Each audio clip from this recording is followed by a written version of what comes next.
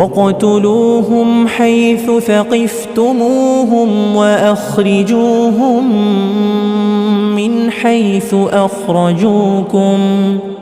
مِنْ حَيْثُ أَخْرَجُوكُمْ وَالْفِتْنَةُ أَشَدُّ مِنَ الْقَتْلِ وَلَا تُقَاتِلُوهُمْ عِندَ الْمَسْجِدِ الْحَرَامِ حَتَّى يُقَاتِلُوكُمْ فِيهِ فَإِنْ قَاتَلُوكُمْ فَاقْتُلُوهُمْ كَذَلِكَ جَزَاءُ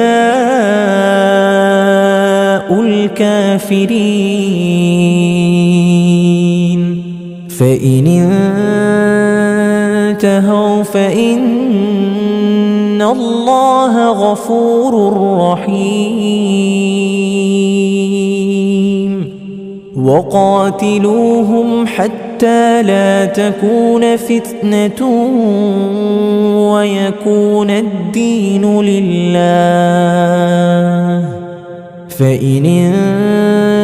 انتهوا فَلَا عُدْوَانَ إِلَّا عَلَى الظَّالِمِينَ الشهر الحرام بالشهر الحرام والحرمات قصاص فمن اعتدى عليكم فاعتدوا عليه بمثل ما اعتدى عليكم واتقوا الله واعلموا أن الله مع المتقين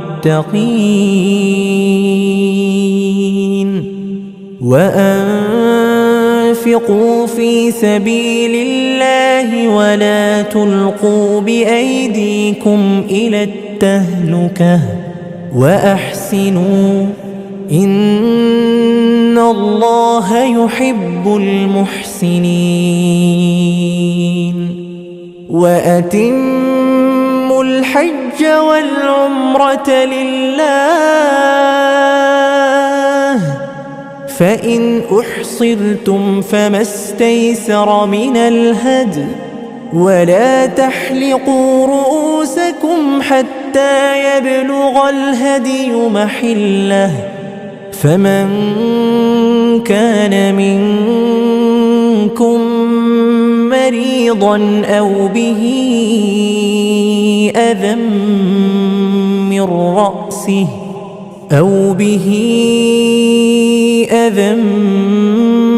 من رأسه ففدية من صيام أو صدقة أو نسك فإذا أمنتم فمن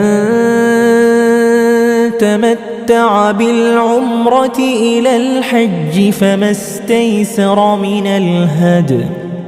فمن لم يجد فصيام 3 أيام في الحج و7 إذا رجعتم تلك 10 كاملة ذلك لمن لم يكن أهله حاضر المسجد الحرام واتقوا الله واعلموا أن الله شديد العقاب الحج أشهر معلومات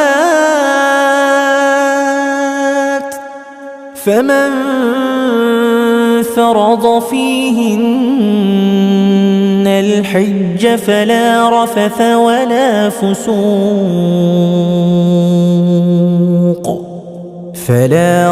ولا فسوق ولا جدال في الحج وما تفعلوا من خير يعلمه الله وتزودوا فإن خير الزاد التقوى واتقون يا أولي الألباب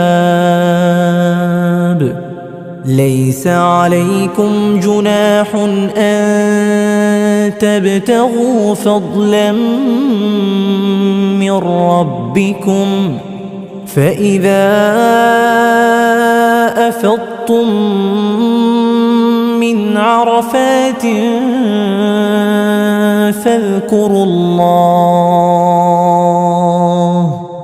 فاذكروا الله عند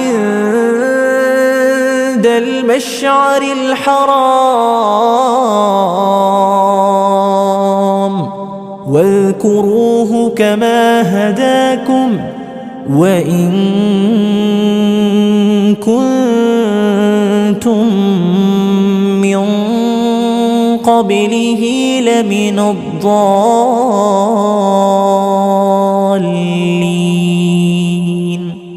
ثم أفيضوا من حيث أفاض الناس واستغفروا الله إن الله غفور رحيم فإذا قضيتم مناسككم فاذكروا الله كذكركم آباءكم أو أشد ذكرا فمن الناس من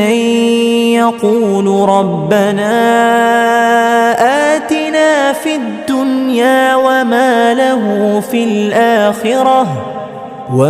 له في الآخرة من خلاق ومنهم من يقول ربنا آتنا في الدنيا حسنة وفي الآخرة حسنة وقنا عذاب النار